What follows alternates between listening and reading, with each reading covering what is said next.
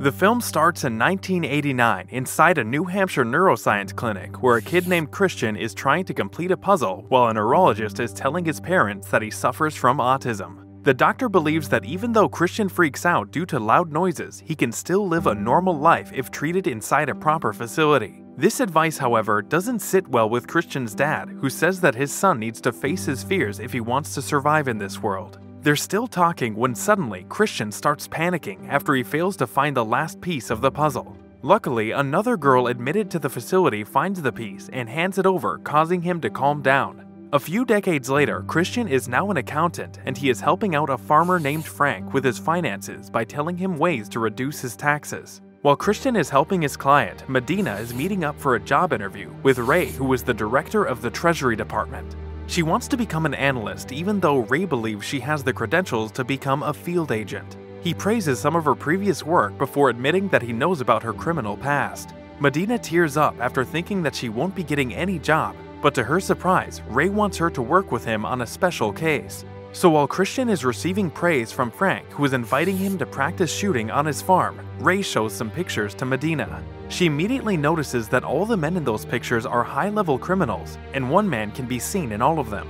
According to Ray, the man is an accountant hired by some of the biggest criminals in the world to sort out their finances. Ray has been trying to find the identity of this mysterious accountant for years and wants Medina to help him find this guy. That evening, Christian comes back home to make some eggs and bacon, which he likes to eat every single day. He then puts on heavy metal music while giving himself a massage, and this is when he remembers the time his mother left them behind. His dad, who was in the military, helped Christian calm down with a specific rhyme, which Christian still uses to this day. The next morning, he goes to Frank's farm to test his weapons, and the old farmer is blown away by his precise shooting. After his shooting practice, Christian drives over to a storage place where he keeps all of his guns and money hidden inside a trailer. There, he tries to fall asleep while looking at a painting by the great Jackson Pollock. He has a dream about the time he spent learning about accounting from his mentor Francis while they were in prison. Christian is enjoying this dream, but he has to wake up when his handler, Justine, calls him to ask about his next job. She says authorities are looking for him, so he shouldn't take jobs from any criminal organizations for a while.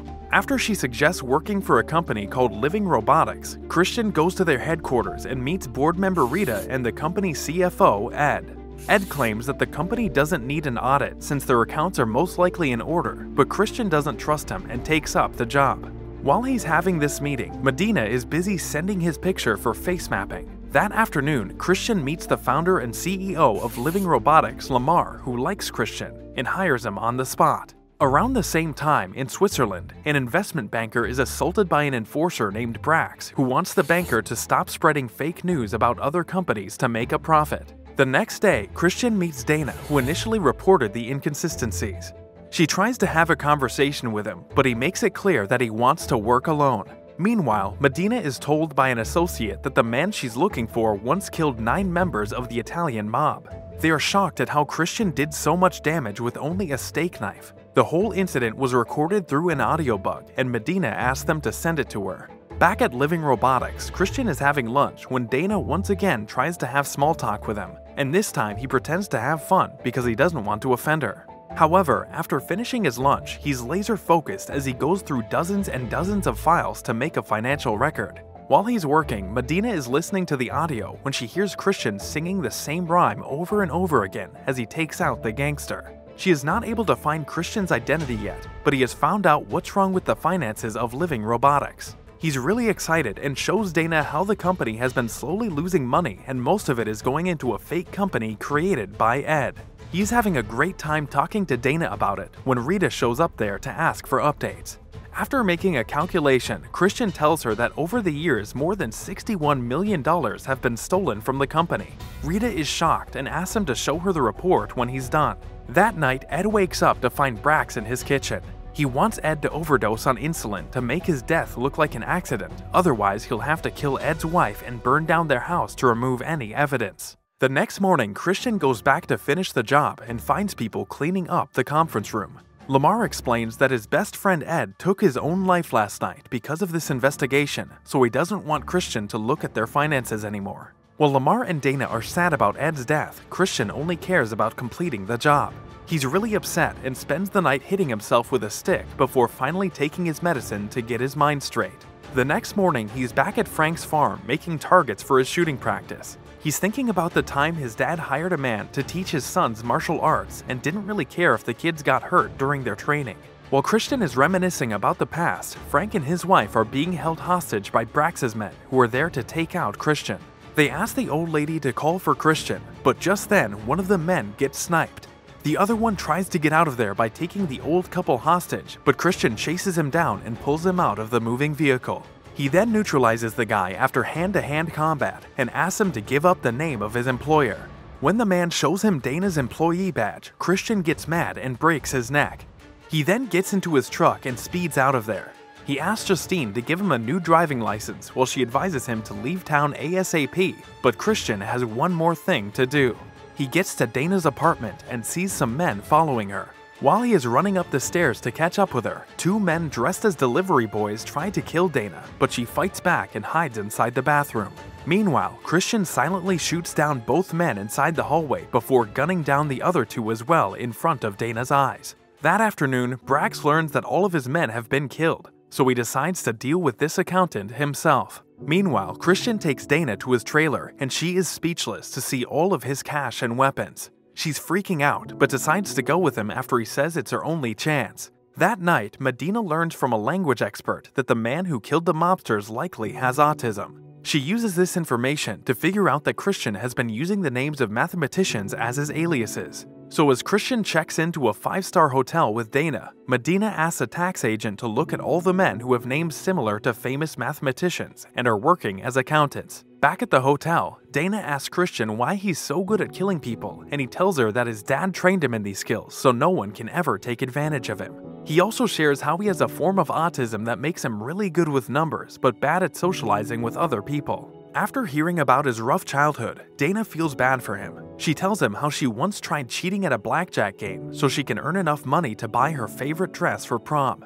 She says that we all do crazy things to fit in the world, so he shouldn't beat himself up about it. She also thanks him for saving her life, and the two of them are about to get intimate when Christian remembers how someone was putting the stolen money back into Living Robotics to increase its profits on paper. He believes Rita is the one behind all of this, since she's trying to take the company public and good profits can make her company a lot more valuable. To confirm his theory, he decides to meet Rita, and while he's on the road, Justine asks him why he is getting involved in any of this. Christian tells her that he doesn't want to ruin Dana's life, so he needs to take out the person who is behind this mess. By the time he gets to Rita's place, Brax is coming out of the house, and Christian tries to follow him without getting noticed. However, Brax realizes that someone is tailing him, so he turns around and takes a couple of shots at Christian before running away. This is when Christian enters Rita's house and finds her body with a bullet hole in her forehead. With Rita gone, Christian's certain that the one pulling the strings can only be the company's founder and Rita's brother, Lamar.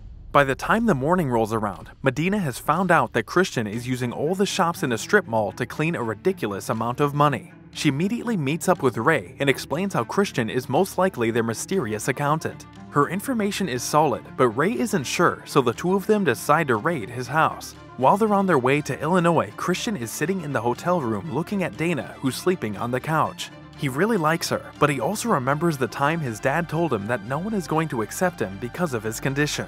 He then ordered Christian and his brother to beat up the kids who had been bullying Christian at his new school.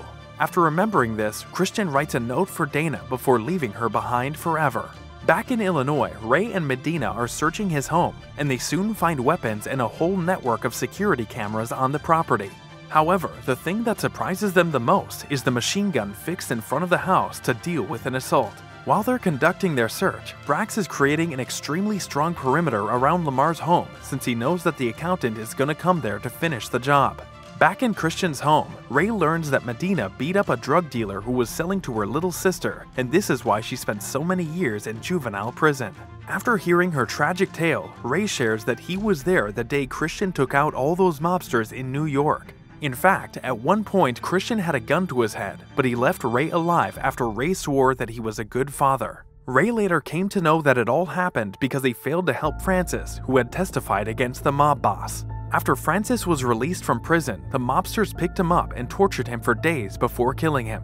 Ray felt bad about Francis's fate and decided to get early retirement, but on his last day at the office, he received a call from Justine, who tipped him off about a lot of drugs that were coming into town. Ray confesses to Medina that he managed to crack so many big cases in the last 10 years because the accountant was helping him. When he tried to find out the identity of this mysterious guy, he learned that the accountant used to be in the military, but he was transferred into a maximum security prison, and there he met Francis. The two of them got really close, but after learning about Francis's death, Christian snapped. He escaped the prison after beating the life out of a guard. Ray also found out that Christian was sent to prison because he got into a fight at his mom's funeral. During this fight, a deputy shot his dad in the chest, and Christian had to watch his father die on the day of his mom's funeral. Since he's going to retire in a few months, Ray wants Medina to be the one who stays in contact with the accountant, but she refuses by saying that the man is a killer and they need to bring him to justice. Just then, they receive a phone call from Justine, who tells Medina to write down some instructions. That evening, Brax is trying to find out the identity of this accountant when he hears a gunshot. They're wondering what happened when Christian snipes another one of his men, and with that, all hell breaks loose. Brax sends pretty much all of his men to guard the front door while he is keeping an eye on the security cameras. The gunmen are looking for Christian, who shoots them down one by one without breaking a sweat. He then gets to the roof and enters the hallway where he gets shot, but still manages to take out a couple of men who are blocking his path. When another guy tackles him, he ends up falling to the ground floor and has to fight the guy without a gun, so he blows up the guy's head with a flashbang. Brax is looking at all of this, and after Christian starts singing the same rhyme, Brax figures out his identity. He goes downstairs and shoots down the man who is about to kill Christian. Christian gets up and turns around to see his younger brother, Brax. While Christian is happy to see his brother, Brax is mad at him for going to their mother's funeral because it led to their dad's death. He's also mad at Christian for abandoning him, and he starts hitting Christian, who is not trying to defend himself at all. But when Brax starts taunting him to fight back, Christian eventually takes him down and pulls a gun on him. Finally, the two brothers come to their senses, and Brax is amazed that they ended up getting involved in the same mess. He's giving a speech about how he took so many lives to achieve something good, but Christian cuts him off by shooting him in the head. He then leaves after promising to hang out with Brax soon. The next day, Medina addresses a press briefing where she lays out the facts about how Lamar killed so many people just to cover his tracks. And while she is telling people what really happened in New Hampshire, the neurologist is telling a couple that their son can get over his autism with proper care. While they're talking, the boy wanders into a room that belongs to the doctor's daughter, who hasn't been able to speak for 30 years. What they don't know, however, is that Christian has bought a computer for her, and she uses it to not only communicate, but also help him out since she is none other than Justine herself. The film ends with Dana receiving a painting of dogs, but to her absolute shock, hidden underneath it is a multi-million-dollar painting by Jackson Pollock, which she hangs proudly on her wall. If you enjoyed that recap, I got a good feeling you'll enjoy this one too. Click on the video on your screen for more.